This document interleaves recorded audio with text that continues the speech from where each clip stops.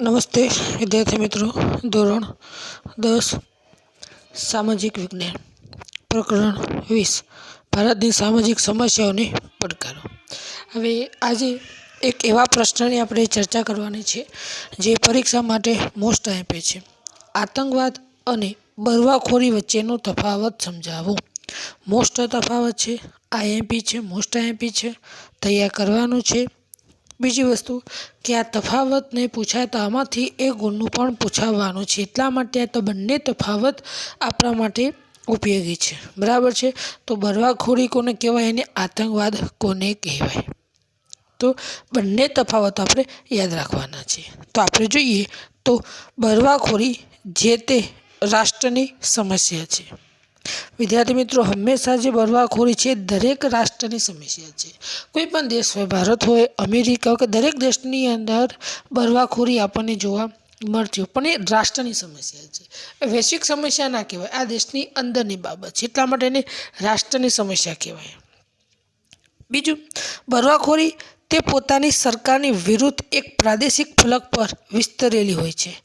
तो कहेवानो भाव ए छे कि जे बळवाखोरी जे छे, बळवाखोरी सरकारनी विरुद्ध करवामां आवे। विद्यार्थी मित्रों, एक सामान्य भाषामां हुं तमने समजावुं कि बळवाखोरी कोने कहेवाय। तो दाखला तरीके आपणी सरकार छे, सरकार योग्य काम करती न होय तो आ समय आपणे सरकारनो विरोध करीए छीए, आंदोलन करता होय छे, एने आपणे बळवाखोरी आपणे कहीए छीए। तो हमेशा बळवाखोरी खाली जग्यानी समक्ष होय छे, तो सरकार समक्ष याद राखवानुं। बळवाखोरी कोनी समक्ष होय छे? सरकारनी समक्ष।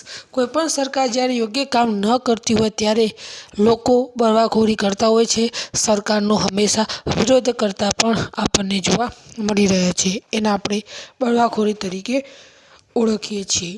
तो ध्यान राखजो खास। तो बळवाखोरी ए सरकार विरुद्ध एक प्रादेशिक फलक पर विस्तरेली होय छे। ते स्थानिक लोकोना सहकारथी चालती होय छे। तो बळवाखोरी ए त्याना स्थानिक लोको, एमां कोई बीजा देशना लोको के बीजा राज्यना लोको नथी आवता, त्याना स्थानिक लोको साथे रहीने सरकार सामे विरोध करता आपणने जोवा मळी रह्या छे। एटले के त्याना स्थानिक लोको द्वारा ज बळवाखोरी एटले के सरकारनी सामे आंदोलन करवामां आवता होय छे। बळवाखोरी प्रभावित राज्यों के प्रदेशों नो विकास अटकी जाय छे। तो ध्यान आपजो, जे बळवाखोरीथी प्रभावित जे राज्यों छे ए राज्योनो विकास अटकी जाय छे अने ए राज्यों गरीब बनता होय छे। એટલે કોઈ પણ રાષ્ટ્ર માટે બળવાખોરી યોગ્ય નથી। છતાં પણ કેટલાક આપણે જોઈએ તો કેટલાક રાજ્યોમાં લોકો સરકારની સમક્ષ આંદોલનો કરતા હોય, બળવાખોરી કરતા હોય છે અને એના કારણે રાષ્ટ્રનો વિકાસ થઈ શકતો નથી। તો આપણે એક વાક્ય યાદ રાખેલા આપણે ઝડપી યાદ રહી જાય છે કે બળવાખોરી એ સરકારની સામે કરવામાં આવે છે। મોટાભાગના સ્થાનિક લોકો સાથે રહીને આ બળવાખોરી કરવામાં આવતી હોય। જ્યારે આતંકવાદ, તો આતંકવાદ કેવી છે? વૈશ્વિક સમસ્યા છે। વિદ્યાર્થી મિત્રો ધ્યાન આપજો, આતંકવાદ એ વૈશ્વિક સમસ્યા છે। તે પોતાના अथवा अन्य देशनी विरुद्ध होय छे। ते आंतरराष्ट्रीय फलक धरावे छे। विद्यार्थी मित्रों तमे जुओ, आतंकवाद एक वैश्विक समस्या कही छे। बीजी खासियत आतंकवादी कही छे कि पोताना अथवा अन्य देशोनी विरुद्ध होय छे। हमेशा ध्यान आपो कि आतंकवाद ए पोताना देशनी विरुद्ध पण होय अने अन्य देशोनी विरुद्ध पण होय छे, जे आंतरराष्ट्रीय फलक धरावे छे। तमे जुओ, भारतमां पण आतंकवादी हुमला थाय, ब्रिटनमां पण थाय, अमेरिकामां पण थाय, ऑस्ट्रेलियामां पण थाय, फ्रांसमां पण आतंकवादी हुमला थता आपणने जोवा मळी रह्या छे। एटला माटे आतंकवाद ए आंतरराष्ट्रीय फलक धरावे छे, एटले के आंतरराष्ट्रीय क्षेत्रे आतंकवाद विस्तरेलो आपणने जोवा मळे छे। अने आतंकवाद एवी वस्तु छे कि पोताना देश प्रत्ये पण आतंकवादीओ काम करता होय छे अने अन्य देशों विरुद्ध पण आवी आतंकवादी प्रवृत्तिओ चलावता आपणे नजरे पड़ी रह्या छे। तेने स्थानिक लोकोनो सहकार मळे पण खरो अने न पण मळे। विद्यार्थी मित्रों, आतंकवाद एवी स्थिति छे कि त्याना जे स्थानिक लोको जे छे एने सहकार आपे पण खरा अने न पण आपे। आपणे बळवाखोरीमां आपणे जोई गया कि बळवाखोरीमां केवुं होय, स्थानिक लोकोना सहकारथी ज बळवाखोरी चालती होय, ज्यारे आतंकवादमां एवुं नथी। घणी जग्याए स्थानिक लोको मदद करता पण होय अने न पण करता होय। एवुं जरूरी नथी कि स्थानिक लोको मदद करता ज होय। આગળ આપણે જોઈએ, આતંકવાદ પ્રભાવિત રાષ્ટ્રોનો વિકાસ અટકી જાય છે। તો વિદ્યાર્થી મિત્રો ધ્યાન આપો કે જે આતંકવાદથી જે પ્રભાવિત જે રાષ્ટ્રો છે એમનો વિકાસ થઈ શકતો નથી। ત્યાં આગળ નાના મોટા હુલ્લડો થતા હોય, હુમલાઓ થતા હોય છે અને એ પ્રદેશોનો વિકાસ રૂંધાઈ જતો આપણને જોવા મળી રહ્યો છે। તો વિદ્યાર્થી મિત્રો યાદ રાખજો, બળવાખોરી અને આતંકવાદ બંને મોસ્ટ આઈએમપી છે। પરીક્ષામાં વારંવાર આ બંને તફાવતો પૂછાતા હોય છે, એટલા માટે આપણે તૈયાર કરવાના થાય છે। વિદ્યાર્થી મિત્રો આગળના પ્રશ્ન તરફ આગળ વધીએ। નક્સલવાદી આંદોલન। તો આ નક્સલવાદી આંદોલનનો ઉદ્ભવ ક્યાં થયો? વિદ્યાર્થી મિત્રો ઉદાહરણ આપું કે જે રીતે આતંકવાદ ફેલાયો છે એ રીતે નક્સલવાદ પણ નક્સલવાદ રાષ્ટ્રમાં અને રાજ્યમાં જ ફેલાયો છે। દરેક દેશમાં નક્સલવાદ હોવું જરૂરી નથી। ભારત દેશની અંદર ઝારખંડ છે, મધ્યપ્રદેશ છે, બિહાર છે, પશ્ચિમ બંગાળ છે, એવા રાજ્યો જે નક્સલવાદથી પ્રભાવિત છે। કેટલા લોકો નક્સલવાદીઓ સાથે જોડાઈ જતા હોય છે અને આપણા સૈનિકો અથવા તો નેતાઓને ઉપર હુમલો કરવાના કાવતરાઓ ઘડવાનું કામ આ નક્સલવાદ દ્વારા કરવામાં આવતું હોય છે। તો એવા નક્સલવાદીઓ વિશે આપણે અભ્યાસ કરવાનો છે। તો આપણે જોઈએ નક્સલવાદ કોને કહેવાય છે। ચીનમાં માઓ ત્સે તુંગની નેતાગીરી હેઠળ થયેલી ક્રાંતિથી પ્રેરણા લઈ નક્સલવાદ આંદોલનની શરૂઆત ભારતમાં થઈ હતી। તો વિદ્યાર્થી મિત્રો જે ચીનની અંદર માઓ ત્સે તુંગની નેતાગીરી હેઠળ ચીનમાં ક્રાંતિ થઈ હતી, ધ્યાન આપજો, જેને સામ્યવાદી ક્રાંતિ કહીએ છીએ। આપણે અગાઉ પણ ભણી ગયા કે ચીનમાં જે ક્રાંતિ થઈ કોના નેતૃત્વમાં થયેલી છે? તો માઓ ત્સે તુંગના નેતૃત્વમાં ચીનમાં ક્રાંતિ થઈ અને આ માઓ ત્સે તુંગના જે વિચારો હતા એમની પ્રેરણા લઈ ભારત દેશમાં આ નક્સલવાદ આંદોલનની શરૂઆત થયેલી હોવાનું મનાય છે। તો પરીક્ષામાં વારંવાર પૂછાશે, યાદ રાખજો કે ચીનમાં કોના નેતૃત્વમાં ક્રાંતિ થઈ? તો માઓ ત્સે તુંગ, યાદ રાખજો, માઓ ત્સે તુંગની નેતાગીરી હેઠળ એમની ક્રાંતિની પ્રેરણા લઈ આ નક્સલવાદ આંદોલનની શરૂઆત આપણા ભારત દેશમાં થયેલી જોવા મળી રહી છે।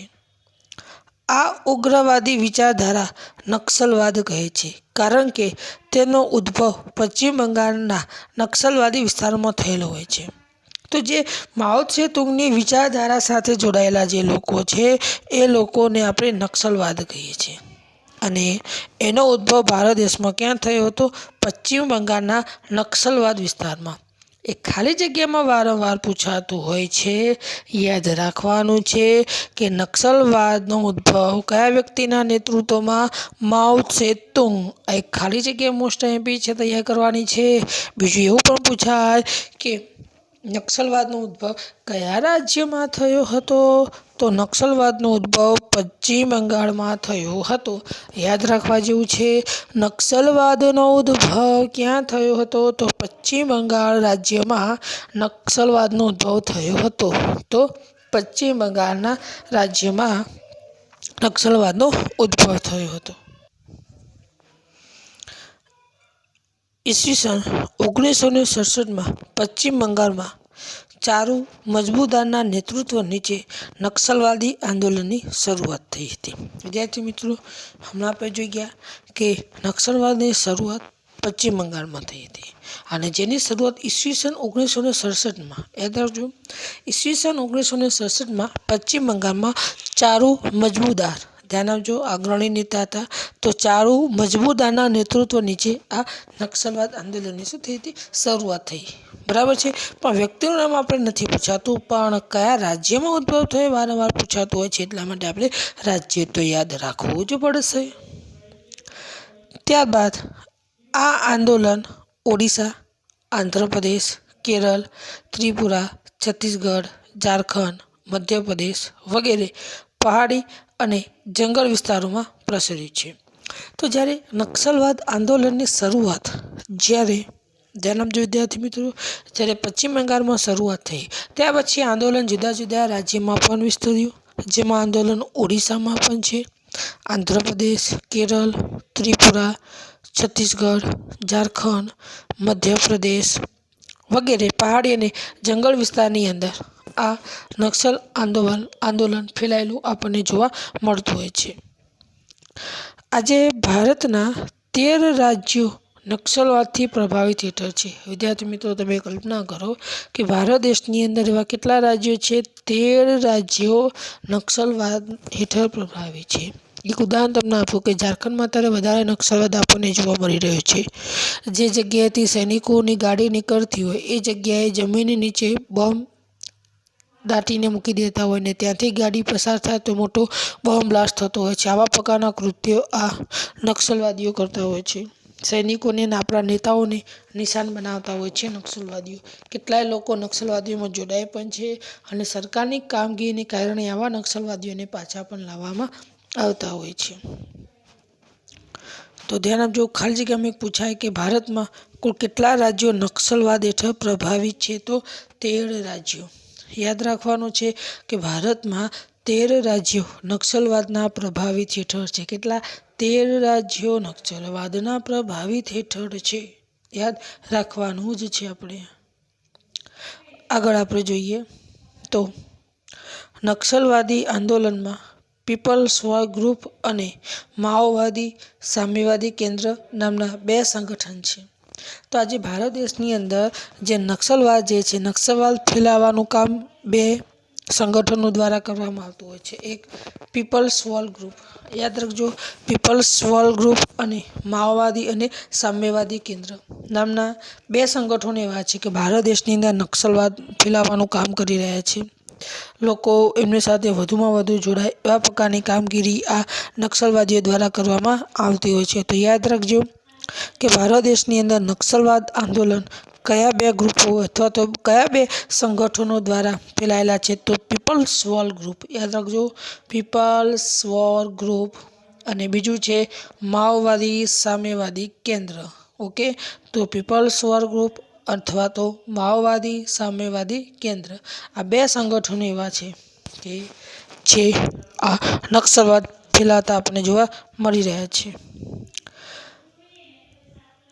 નક્સલવાદી બળવાખોરો લૂંટફાટ, અપહરણ, હિંસક હુમલા, બોમ્બ વિસ્ફોટ જેવા હિંસાત્મક પ્રવૃત્તિઓ કરે છે।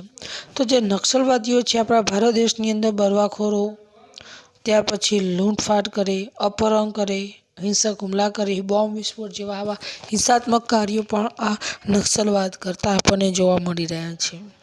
સરકાર પણ આ નક્સલવાદને નાબૂદ કરવા માટે આજે પ્રયત્ન તો કરી જ રહી છે, કારણ કે એમના કાર્યો જે છે દેશને નુકસાન કરતા છે। લૂંટફાટ કરવી, નામાંકિત વ્યક્તિનું અપહરણ કરી પૈસા પડાવવા, બોમ્બ વિસ્ફોટ કરવા, આવા ભયાનક હિંસાત્મક કાર્યો આજે આ નક્સલવાદ દ્વારા કરવામાં આવતા હોય છે। તો યાદ રાખજો, નક્સલવાદનો ઉદ્ભવ કયા વ્યક્તિની વિચારસરણી માઓ ત્સે-તુંગ। નક્સલવાદની સ્થાપના 1967 પશ્ચિમ બંગાળ। કેટલા રાજ્યોમાં નક્સલવાદ ફેલાયેલો છે? 13 રાજ્યોમાં અને 2 સંગઠનો પીપલ્સ વોર ગ્રુપ અને માઓવાદી સામ્યવાદી કેન્દ્ર। હવે આપણે આગળના પ્રશ્ન તરફ આગળ વધીએ। ઉત્તર પૂર્વમાં બળવાખોરી। વિદ્યાર્થી મિત્રો, આપણે જોઈ ગયા કે સરકારની સામે સ્થાનિક લોકો એકત્ર થઈને બળવાખોરી કરતા હોય છે। તો આજે ભારત દેશની અંદર ઉત્તર અને પૂર્વ ભારતની અંદર બળવાખોરી ચાલતી આપણને જોવા મળતી હોય છે। એના વિશે આપણે જોઈએ। આઝાદી પછી આજ સુધી ઉત્તર પૂર્વમાં બળવાખોરી એક સ્થાયી સમસ્યા બની છે। વિદ્યાર્થી મિત્રો, તમે જો જ્યારથી ભારત દેશ આઝાદ થયો એટલે કે 15 ઓગસ્ટ 1947 પછી ભારત દેશનો ઉત્તર ભારત અને જે પૂર્વ ભારતમાં બળવાખોરી એક મહત્વની સમસ્યા બની છે। અનેક જનજાતિઓ, વનાચ્છાદિત પહાડી વિસ્તાર, જુદા જુદા બળવાખોરી સંગઠનો વચ્ચે તાલમેલ અને કેટલાક વિસ્તારની આંતરરાષ્ટ્રીય સીમા તથા વિદેશી એજન્સીઓના હસ્તક્ષેપ વગેરે કારણથી આ વિસ્તારમાં બળવાખોરીની સમસ્યા જટિલ બની છે। વિદ્યાર્થી મિત્રો, આપણે જોઈએ તો આજે ભારત દેશની અંદર અનેક જનજાતિના વનાચ્છાદિત પહાડી વિસ્તારમાં રહેતા જે લોકો છે એ લોકો આ બળવાખોરી સંગઠનો સાથે જોડાઈ ગયા અને ત્યાં આગળ જુદા જુદી એજન્સીઓના હસ્તક્ષેપના કારણે આજે ભારત દેશની અંદર સંગઠનો બનાવીને સરકાર સામે બળવાખોરી કરતા આપણને જોવા મળી રહ્યા છે। તો આવા સંગઠનો વિશે આપણે અભ્યાસ કરવાનો છે કે ભારતની અંદર કઈ કઈ જગ્યાએ કયા કયા સંગઠનો આવા પ્રકારની બળવાખોરી કરતા આપણને જોવા મળી રહ્યા છે. પરીક્ષાની અંદર વિદ્યાર્થી મિત્રો આમાંથી એક વાક્યમાં, બે વાક્યમાં એવી રીતના જ પૂછાય છે, એટલે કે ટૂંકું જ પૂછાય છે આ મુદ્દામાંથી. એટલે યાદ રાખજો કે બળવાખોરીના કયા કયા સંગઠનો કયા કયા રાજ્યમાં છે, એ રીતે આપણે અહીંયા આગળ આપણે યાદ રાખવાનું થાય છે. આપણે જોઈએ તો નાગાલેન્ડ, યાદ રાખો નાગાલેન્ડ. તો NSCN, જેને આખું નામ છે national socialist council of Nagaland, આ નામનું સંગઠન નાગાલેન્ડમાં છે, જેને ટૂંકમાં NSCN કહેવામાં આવે છે, જે નાગાલેન્ડની સરકાર સામે બળવાખોરી કરતું આપણને જોવા મળી રહ્યું છે. પરીક્ષામાં પ્રશ્ન પૂછાય કે NSCN સંગઠન ક્યાં આવેલું છે? નાગાલેન્ડ, જેનું પૂરું નામ national socialist council of Nagaland છે, જે સરકાર સામે ત્યાં આગળ બળવાખોરી પ્રવૃત્તિ કરતું આપણને જોવા મળી રહ્યું છે. ત્યાર પછી આપણે જોઈએ મણિપુર, જેનું નામ છે KNF. મણિપુરમાં જે બળવાખોરી સંગઠન જેનું નામ છે KNF, આખું નામ આપણે જોઈએ તો કુકી નેશનલ ફ્રન્ટ. તો યાદ રાખજો, એવું પરીક્ષામાં પણ પૂછાય કે KNF ક્યાં આવેલું છે? તો મણિપુર, જેનું આખું નામ છે કુકી નેશનલ ફ્રન્ટ. બીજું પણ મણિપુરમાં સંગઠન છે KNA, જેનું આખું નામ છે કુકી નેશનલ આર્મી.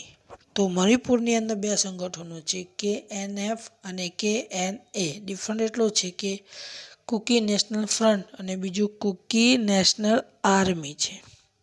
ત્રિપુરાની આપણે વાત કરીએ તો ત્રિપુરામાં NLFT, ત્રિપુરામાં કયું સંગઠન છે? NLFT, જેને આખું નામ જોઈએ તો national liberation front of Tripura. તો national liberation front of Tripura, જેને ટૂંકમાં NLFT. તો યાદ રાખજો, national liberation front of Tripura. આ ત્રિપુરાની અંદર ચાલતું સંગઠન છે, જે સરકાર સામે બળવાખોરી કરતું આપણને જોવા મળી રહ્યું છે. ત્રિપુરામાં બીજું છે ATTF, ધ્યાન આપજો, ATTF, જેનું આખું નામ ઓલ ત્રિપુરા ટાઈગર્સ ફોર્સ. તો ત્રિપુરામાં તમે જોઈએ તો ATTF all Tripura tigers force. બીજું છે TUJS, જેને ત્રિપુરા, ધ્યાન આપજો, ત્રિપુરા ઉપનિષદ જુપા સમિતિ, જે આ પ્રકારનું કામ કરતું આપણને જોવા મળી રહી છે. અસમની આપણે વાત કરીએ તો અસમમાં ઉલ્ફા, જેને united liberation front of Assam તરીકે ઓળખવામાં આવે છે. તો યાદ રાખજો, ULFA united liberation front of Assam, જેને ટૂંકમાં ઉલ્ફા તરીકે ઓળખીએ છીએ. બીજું છે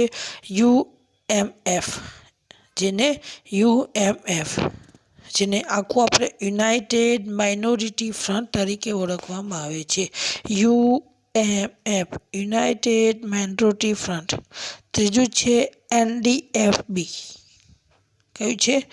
NDFB, એ પણ અસમમાં છે, જેને national democratic front of Bodoland નામથી ઓળખવામાં આવે છે. તો યાદ રાખજો, national democratic front of Bodoland. અને ચોથું છે BLTF, જેને બોડોલેન્ડ લિબરેશન ટાઈગર્સ ફોર્સ. તો આવા અલગ અલગ પ્રકારના બળવાખોર સંગઠનો આપણને જોવા મળી રહ્યા છે, જે સરકાર સામે. તો અસમની અંદર ઉલ્ફા વારંવાર પૂછાતું હોય છે, એટલે ઉલ્ફા યાદ રાખવાનું છે, જે અસમનું છે.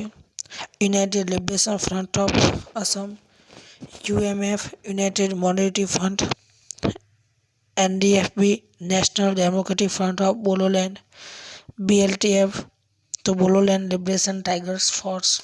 તો આવા અલગ અલગ પ્રકારના છે, પણ આની અંદર કોઈ સહી સ્થાન નહીં પૂછે, ખાલી ટૂંકમાં જ પૂછાય કે આ બળવાખોરી સંગઠન કયા રાજ્યમાં છે, એ રીતે પરીક્ષામાં પૂછાતું હોય છે.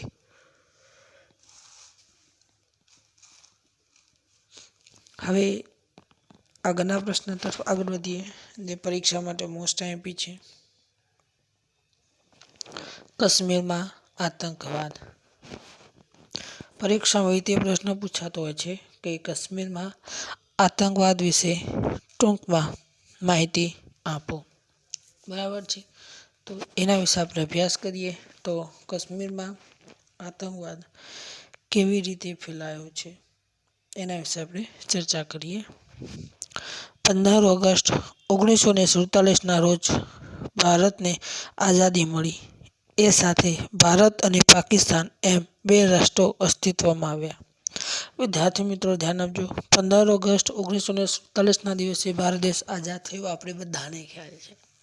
પણ ભારત દેશ આઝાદ થયો એ સમયે ભારતમાંથી પાકિસ્તાન અલગ થયું અને ભારત અને પાકિસ્તાન આવા બે સૌથી મોટા રાષ્ટ્ર અસ્તિત્વમાં આવ્યા. પાકિસ્તાન ભારત દેશથી અલગ થયેલો આપણને જોવા મળી રહ્યું છે. આ સમયે પાકિસ્તાનને કાશ્મીરમાં સૈનિકો મોકલીને કાશ્મીરના ત્રીજા ભાગ પર પોતાનો લશ્કરી કબજો જમાવી દીધો. વિદ્યાર્થી મિત્રો તમે જુઓ, આ પાકિસ્તાન જ્યારે ભારતના ભાગલા પડ્યા, ભારતમાંથી પાકિસ્તાન અલગ થયું, આવા સમયની અંદર પાકિસ્તાને પોતાના સૈનિકો કાશ્મીર મોકલ્યા. પાકિસ્તાનની તો ઈચ્છા એવી હતી કે આખું કાશ્મીર પડાવવાનું, પણ છતાં પણ કાશ્મીર પડાવવા માટેની સૈનિકો મોકલ્યા અને કાશ્મીરનો ત્રીજો ભાગ પોતાનો હસ્તે કર્યો અને પોતાનો ત્યાં કબજો પણ જમાવી દીધો છે. અને એટલા માટે આજે કાશ્મીરનો જે ત્રીજો ભાગ એ પાકિસ્તાન પાસે છે. જમ્મુ કાશ્મીર ભારતનો ભાગ છે. હકીકત અને નિર્વિવાદ છે. આપણે બધા જાણીએ છીએ કે જમ્મુ કાશ્મીર ભારત દેશનો જ ભાગ છે. એમાં એ નિર્વિવાદ એટલે કે એનો કોઈ પ્રકારનો વિવાદ નથી.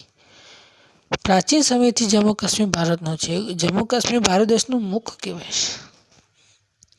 પાકિસ્તાન ગમે એટલા પ્રયત્ન કરે છતાં પણ જમ્મુ કાશ્મીરને ભારત પાસેથી કોઈ છીનવી શકશે નહીં. છતાં પણ જમ્મુ કાશ્મીર પડાવવા માટે પાકિસ્તાન ઘણા બધા પ્રયત્ન કરતું આપણને જોવા મળી રહ્યું છે.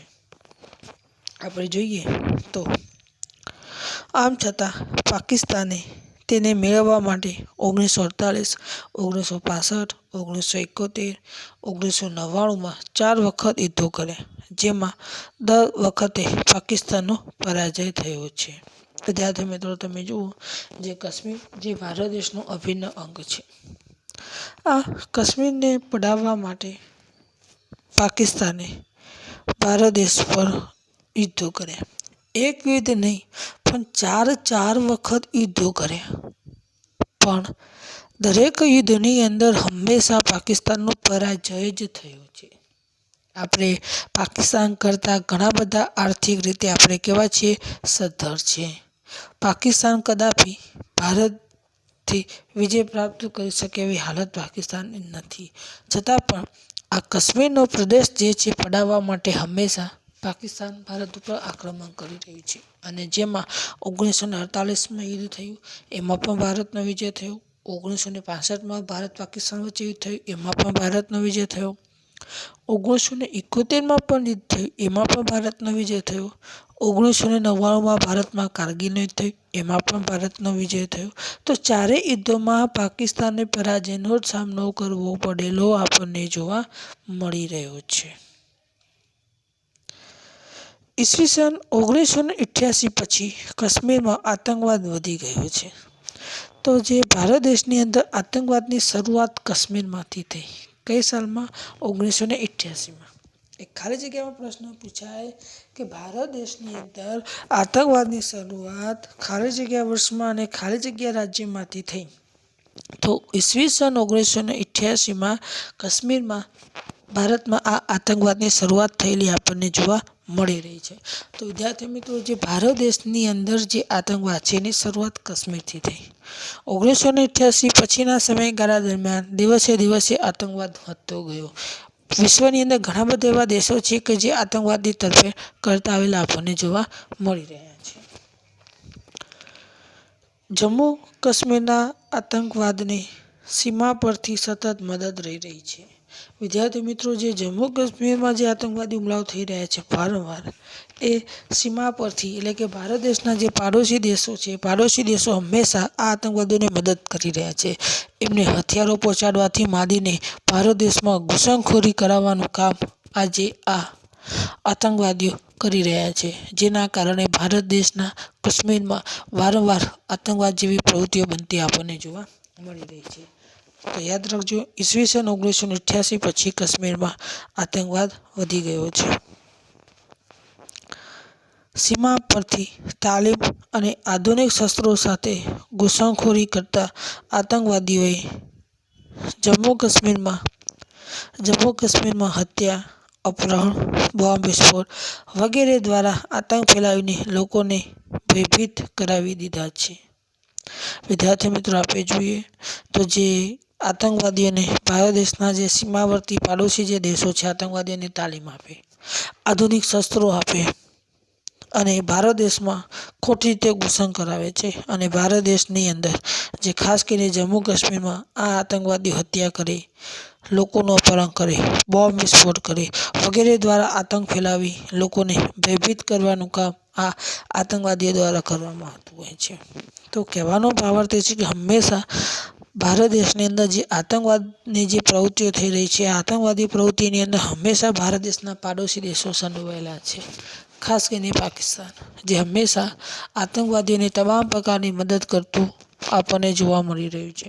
અને એના જ કારણે ભારત દેશને હંમેશા આતંકવાદ નડી રહેલો આપણને જોવા મળી રહ્યો છે. કારણ કે જ્યારે આતંકવાદીઓ ભારત દેશમાં પકડાય છે, એ દરેક આતંકવાદીઓ પાસેના હથિયારો પાકિસ્તાનના જ હોય એવું આપણે અનુમાન લગાવી શકતા હોઈએ છીએ.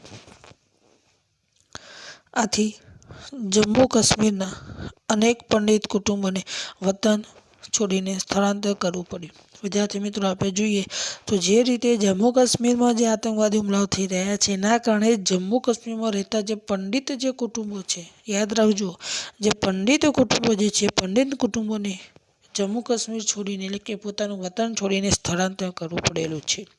પરીક્ષામાં પ્રશ્ન ખાલી જગ્યામાં આ પણ આવશે કે જમ્મુ કાશ્મીરમાં થયેલા આતંકવાદ પ્રવૃત્તિને કારણે કયા કુટુંબને સ્થળાંતર કરવું પડ્યું છે? પંડિત કુટુંબમાં. જમ્મુ કાશ્મીરમાંથી કેટલાય પંડિત કુટુંબો આવીને ભારતના અન્ય રાજ્યોમાં વસવાટ કરતા આપણને જોવા મળે, બીજા રાજ્યોમાં શરણાર્થી તરીકે રહેતા આપણને જોવા મળી રહ્યા છે. તો યાદ રાખજો, જમ્મુ કાશ્મીરના અનેક પંડિત કુટુંબો વતન છોડીને સ્થળાંતર કરી રહ્યા છે. આજે આવા હજારો કુટુંબો શરણાર્થી તરીકે જમ્મુ કાશ્મીરની બહાર જીવી રહ્યા છે. તો વિદ્યાર્થી મિત્રો, આજે હજારો એવા પંડિત કુટુંબો છે, એ કુટુંબો આજે શરણાર્થી તરીકે ભારતના જુદા જુદા રાજ્યની અંદર જીવી રહ્યા છે. કારણ કે જે રીતે કાશ્મીરમાં જે આતંકવાદ પ્રવૃત્તિ થઈ રહી છે, અને એના જ કારણે એમને પોતાનું વતન છોડીને અન્ય રાજ્યમાં સ્થળાંતર કરવું પડી રહ્યું છે. તો ખાસ ખાલી જગ્યા તો યાદ રાખવાની છે. 1988માં કાશ્મીરમાં આતંકવાદની શરૂઆત થઈ હતી. આતંકવાદ પ્રવૃત્તિને કયા કુટુંબને? તો પંડિત કુટુંબોને પોતાનું વતન છોડી સ્થળાંતર કરવાની જરૂરિયાત ઊભી થઈ હતી.